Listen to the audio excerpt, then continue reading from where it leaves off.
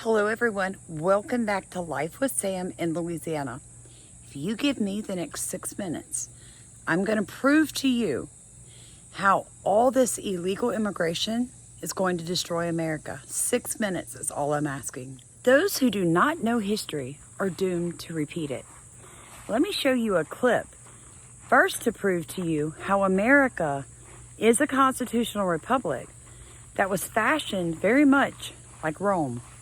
Watch this. Part in the government and its political processes. In a pure or direct democracy, all citizens who are eligible to vote take an equal part in the process of directly making laws that govern them. Put simply, in a pure democracy, the majority truly does rule and the minority has little or no power.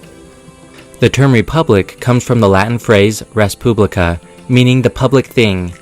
A republic is a form of government in which the social and political affairs of the country are considered a public matter, with representatives of the citizen body holding the power to rule. In a republic, the people elect representatives to make the laws and an executive to enforce those laws. While the majority still rules in the selection of representatives, an official charter lists and protects certain inalienable rights, thus protecting the minority from the political desires of the majority. The first historical example of a democracy can be traced back to around 500 BCE in Athens, Greece.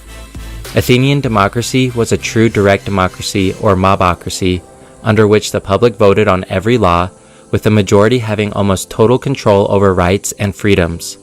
The first example of a republic, although it was not a pure republic, appeared around 509 BC in the form of the Roman Republic.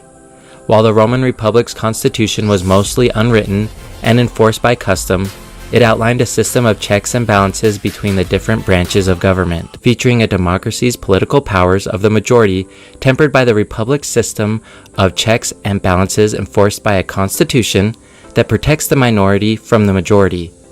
To say that the United States is strictly a democracy suggests that the minority is completely unprotected from the will of the majority. So I want you to remember something. The beginning of the video, it said that Rome was the first example of what a republic looks like.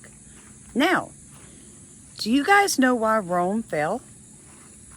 Illegal immigration. See, Rome was a materialistic country, right? Militarized country. They were forever going out, attacking, and bringing in numerous people into their country. Now, what Rome did was force people to assimilate. You were welcome.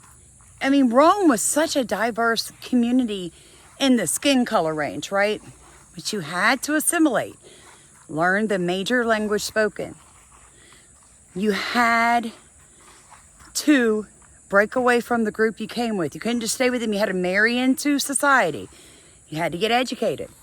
You had to change your ways. You had to leave the old person behind and become a new creation in the image of Rome, right? Well, they went off to war to fight the Muslims, and when they did, they left the door open to the Germans. And that's what happened. Guys, they began to create their own armies based on their ethnicity, and they went to war with Rome. And from the inside out, she was destroyed. Let me ask you this. America has always been an immigration magnet. We are all immigrants unless you are First Nation people. The difference is we used to refuse to support large groups. You had to assimilate. You had better learn English, learn it quick. You had better get your education and your skill set because you weren't going on welfare. Not anymore. Now we're taking 6,000 plus a day from the same communities, same language, same customs, same countries, putting them together in the same housing units, the same slums, the same suburbs, and we're allowing them to stay like that. Anybody see the problem? Anybody see the correlation? Because if you don't, you're truly wanting to be what I call willfully ignorant. There comes a point that you have to say, all these people cannot assimilate. We don't need this many low wage earners. We don't need this many non-skilled people, right? We don't. So the question still stands. Is America a democracy or a republic? Well, it's a constitutional republic, and Project 2025 does not belong to President Trump. It actually came from a group of conservatives from Heritage Foundation, folks, which is a nonprofit. Now, I've read it. I personally don't have a problem with it. Watch this clip. It's all about freedom. It's all about... Yeah. And so he's trying to get rid of the American system of government. And that means getting rid of a government that does anything other than serve him. And that's what Project 2025 is all about. Yeah. And that exists everywhere in the world. And it has never existed here before. And so I really think the bottom line here is that Trump and his movement, they are not running against Democrats. They're running against democracy. Yeah. Left lies. They accuse the other side of what they actually are doing. Okay, I'm convinced that these people, they don't know the meaning or the implication of a dictatorship or totalitarian government or even a republic like we have in America. They don't know that. All they know is that this man that they hate, detest, Trump, is winning and will possibly win the presidency again in the United States. When Trump was in office, please somebody tell me what act of dictatorship did he perform? Please tell me.